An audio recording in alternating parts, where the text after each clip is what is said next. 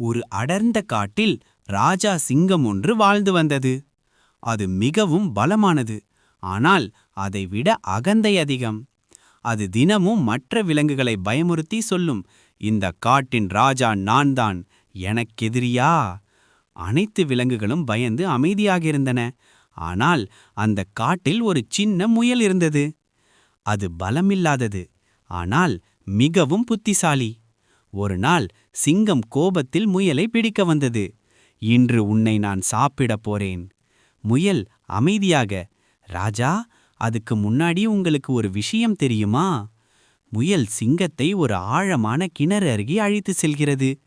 முயல், இந்த காட்டில் உங்களை விட பெரிய சிங்கம் இருக்கிறது.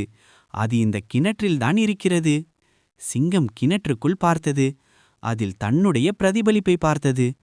இது என்னை பார்த்து கோபமாக இருக்கிறதே. கோபத்தில் சிங்கம் கிணற்றுக்குள் பாய்ந்தது. பேங்! அந்த அகந்தையே அதன் வீழ்ச்சியாகிவிட்டது. காடு மீண்டும் அமைதியாகியது. அனைத்து விலங்குகளும் மகிழ்ச்சியடைந்தன.